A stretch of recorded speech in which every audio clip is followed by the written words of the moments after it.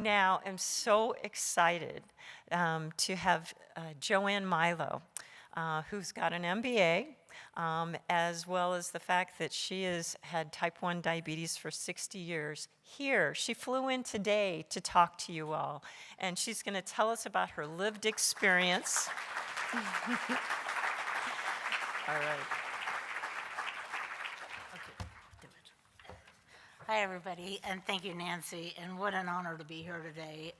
And yes, I've had type 1 diabetes for 60 and a half years. And I just want to jump back. I don't know how to go back on this thing, but who should be on AIDs and CGMs? And I had an immediate reaction, of course I did. Competence to use these technologies are not based on age. They're really based on your ability to learn. And also, sitting here listening, access to support, particularly on AIDs. Problems happen at 3 a.m. And who do you call at 3 a.m.? How long do you sit on hold? And how do you get help? Because when it's failing, there's a sense of terror. At least in me, there's terror, and in my friends, it's like, uh-oh, what do I do? Who do I reach? I'm on hold. So I think that's the bigger part. It's not whether they should be on them. These tools are meant to make life better. They do make life better. I have a friend who is quite knowledgeable in the open source community. He put a 7-year-old on loop, and then he put his 96-year-old mother's grandma on loop in a senior home, but he did the settings so that she had a lot of leeway. She did great for 4 years. So it's doable. It can, with all these systems now, you can manage remotely. Not all of them, but it's coming. If you use open source, you do have access to remote control. It gives you better ability to remotely manage. It gives you better tracking so you know if you dosed or you didn't dose. It's not long-acting and short-acting. Did I take long-acting instead of short-acting? It tells you what you're doing, and why wouldn't you want that? It's the best technology that's out there, so do not take that away from people. I think it's a great thing. And without CGM, please don't do that. Do not put people back in the dark ages. It's probably the greatest technology advance, and it's got a ways to go still to be accurate and connectable, but it's the best trending information that you can have. So anyway, that's what I've got something on here to discuss that.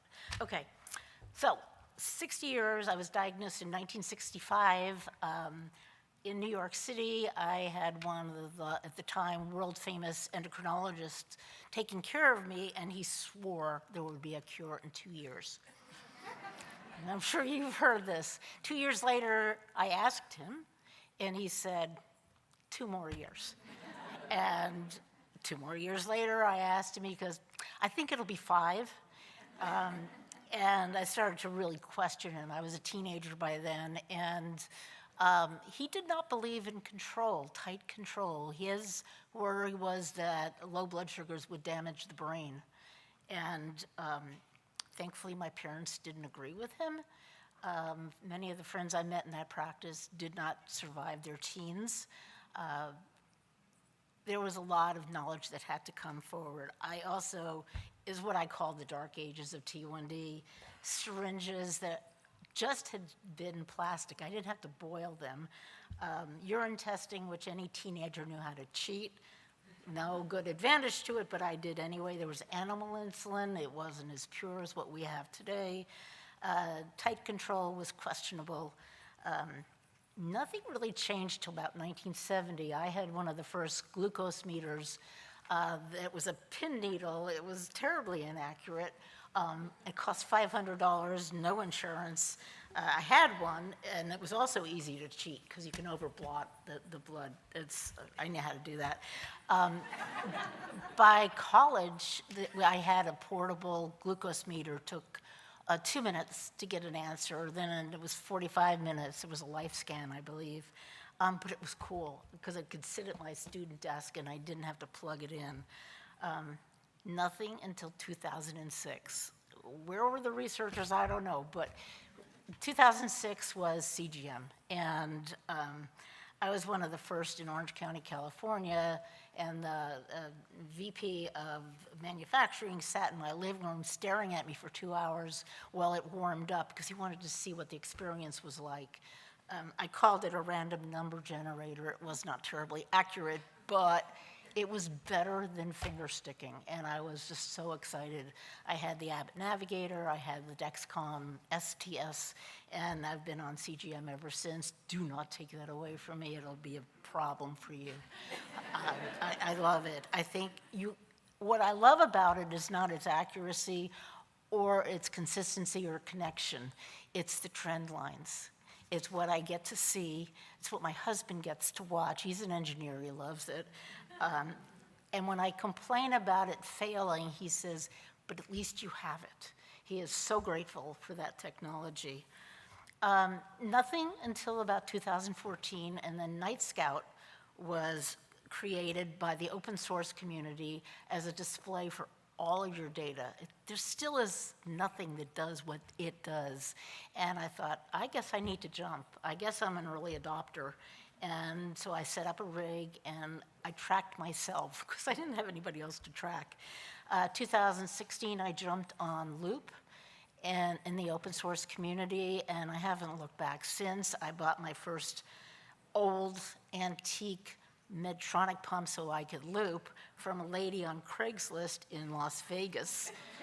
And I sent her $1,000, and I told my husband, he said, "You did what?"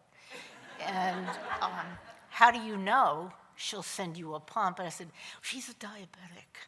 It's okay. And she sent me the pump and then asked me what I was doing with it and was really upset that she had sent it to me.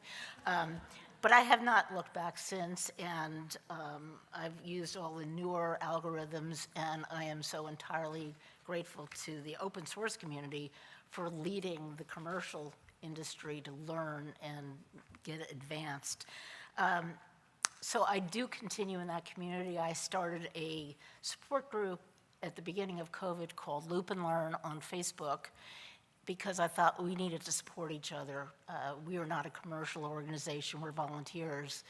And anybody who joins our group on Facebook can get an answer pretty much in 10 minutes, 24/7, anywhere in the world. And I think that's pretty extraordinary. I don't know most companies that are commercial are able to support that level of need in the community. And we also know how to run closed loops. We understand it, we understand the differences. So we would love to work with anyone in your community to teach you the things we've learned and how to run these things a little bit better than some of the companies who don't even tell you how the algorithm works. Our community pretty much does, and we'd love to share. We're real good at that, we love that. My latest passion is the aging population because I'm aging. So I turned 71 this year, can't quite believe that. And thank you. I'd like to go backwards and go earlier, but so I started a study group on what do we need, what are we scared of? And I started to hear a lot of terror. There's not fear, it's just terror. And what I know now is we are all on a journey, whether you have diabetes or not, we're on this journey and we know what the end game is. We die. It's bottom line, we're born, we die, we live in between. And with diabetes, it just makes that path harder. And as you age, it makes it a lot harder, and there are a lot more things you're dealing with, and particularly my age demographic, we didn't have the technology early on, so there's a lot more damage. So we're kind of struggling through it. So I started a group called T1D to 100.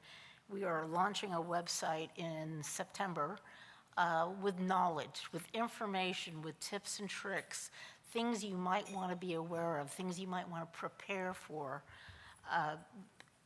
It's coming, so you might as well learn as much as you can.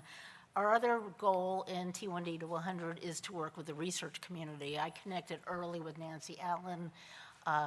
There are several other researchers that are interested in what we're talking about because we're living it.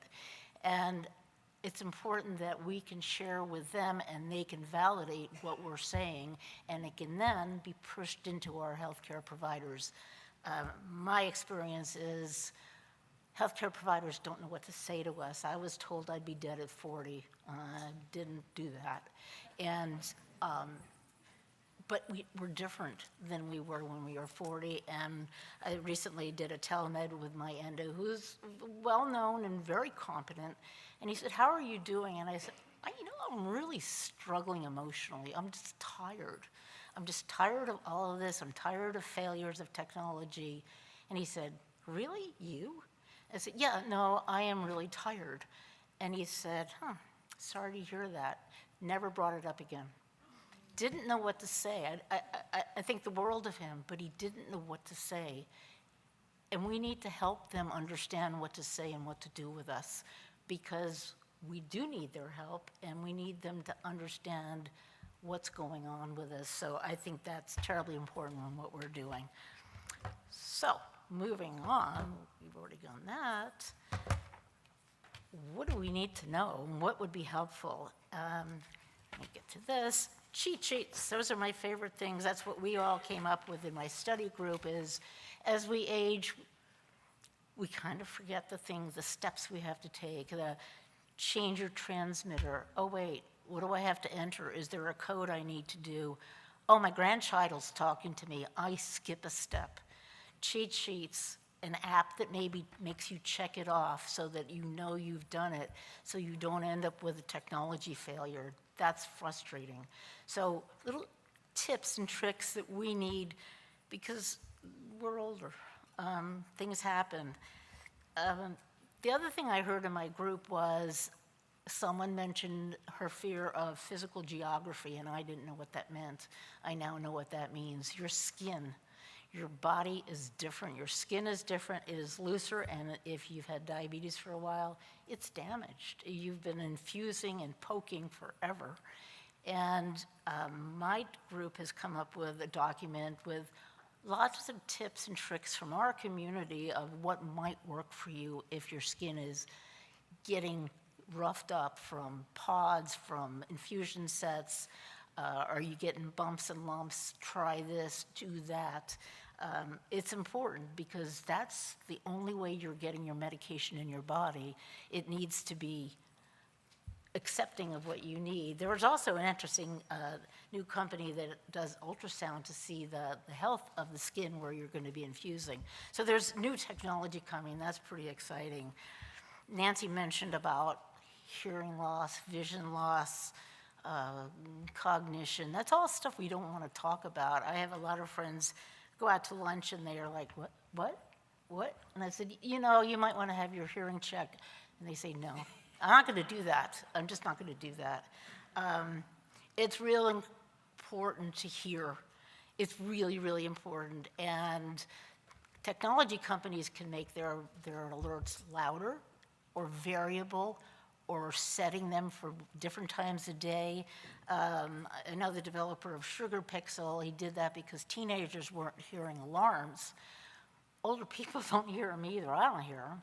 And I believe there's also a shake pad because teenagers do not wake up, and it will shake people. So it's how do you get your alarm heard? And if you have a hearing loss, take care of that. It's important. Vision loss, you don't see right. If you have bifocals, your vision is difficult, which will lead you to falling. So there's things you need to just be aware of. It's not going to make it better, but at least you're aware and you can be a little more careful. Dexterity has been my big issue lately. I cannot open a Dexcom G7 container. Most of my friends cannot. They call each other and I say, do you have a rubber band? That's my go-to. In your bag, you have one of these little grippers. I couldn't open a water bottle with this gripper. I don't have the hand strength, but it's really important we open our devices. Why do they have to be so hard to open? I don't understand it. I use it's Omnipod Dash, and to pull the paper tape off of the little container is a challenge for me with my fingers.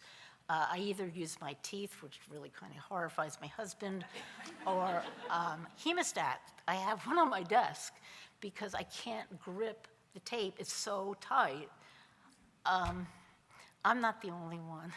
And it would be nice if the companies that are making these devices talk to us and maybe made some changes. I understand manufacturing's not going to change a lot. And then we make suggestions, buy a hemostat. It works. Why are not insulin vials different colored and different shapes?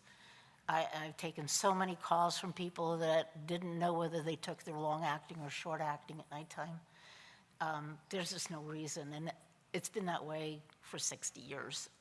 That would be great.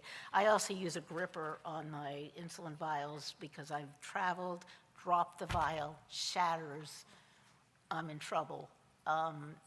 Why it doesn't come with a little better protection, I don't know that either, but you can buy those, they're cheap, and that supports you as well. So lots of tools. I have another list of tools. Larger displays and buttons. I just did a survey about my glucose monitor, and I said, what's the biggest thing you want changed other than accuracy? And I said, the display. It's a light display. It's tiny. It's tiny. Give me a magnifying glass or give me a larger display. I'd much rather have that. Voice-activated features. One of my friends' husbands said, if she's asking what we need voice activation. Some of the open source community does use Siri. I think it's coming. It will be there. Easier interfaces. We're not all technology people, but we're using technology, make it a little bit simpler. Integration between devices would be lovely. FDA has to talk about that as well, but that is going in that direction. Customized alarms, real important. And this, someone added this, I love this, easy to open packages. Absolutely, 1,000%. Okay. Let's come to support, because you can't do this disease by yourself. I've met people who've done it, and when they've joined us, they go, wow, there are people to talk to? This is a hard disease. I find this to be, I call it an impossible disease. You can't do it perfectly. You just can't. And support's so important. Coping, resilience, anything that makes you keep coming back after a failure is real important. And when I look at this whole room of educators, I wonder whether there could be a registry of retired educators who have the knowledge and are available for consult. I got a message Monday night from a lady whose endo asked her, how do I get a hold of someone who's going to help an 82-year-old patient of mine? She's on a Tandem, she's on a Dexcom, her family won't do it. Is there a resource? And they can't find someplace in Michigan. She goes, here's my address. Could they tell me who I could hire? Why don't you all just start a registry? I think that would be wonderful. Nurses, PAs, you have the knowledge already. If you want to retire, fine, but give us a few hours.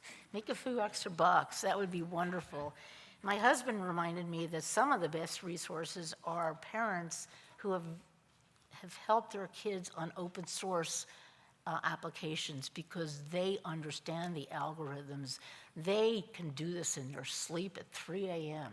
They understand, and when their kids go to college, they're out of a job. The kids are gone, they're on commercial systems, they don't want to deal with it, but they know how to do it. And why not work with parents who've spent years taking care of the little ones? They know how to do it. Use them. They're a great resource. I hope and pray you educate endos and endo practices. They are not reimbursed enough for the amount of time it takes to help us, but it would be nice to help them understand the algorithms a little bit better and then be a resource to them. I don't know how you do that, but it would be really good if you could. We have a great need for data analysis. Who can read the data and tell you where to make the changes? There are just a few resources I know. And Lane Desborough was one of the early people in the open source community, says, please remember, diabetes is a data disease. We have so much data, but what do you do with it? There should be expert systems that analyze it by now, but we haven't seen those yet that work. So until that comes, learn how to analyze the data, train your offices, that would be fabulous. Education about hypoglycemia. I do not respond well to ingested glucose for a low. I just don't anymore. So my go-to is a shot of 1 or 2 units of glucagon. That works. It's different, and people are always saying, I'm not getting the response I need. I stay low for too long. Learn how this works and advise your patients on how to either set their targets higher or get glucose that works faster for them. It's a different game. When you hit 60, it's different. And then apps that work. Honestly, anything that gives you steps that you can check off would be great, so you don't forget where you are, you don't get distracted. Okay, counseling, I'm gonna go through this really fast. Oh gosh, help everybody here. This is such a lonely disease. You can't do it alone, and so we've been trying to make communities. If you can figure out how to make diabetes groups, that's wonderful. Zoom events are wonderful if you do educational and people can talk. They develop their own networks. Don't do it alone. Get a network, get the people together because they learn so much. Moderator Zooms are wonderful. And then finally, so I can stop talking. I could talk all day, but ask us. We've lived this. We live it constantly, and most of us talk a lot. So we live it every day. We've got years and years. My group has over 1,000 years of experience with type 1 diabetes. Ask us, say, can we poll your group? We want to know how this works. Come to us anytime. We'd love to talk. Thank you for your time.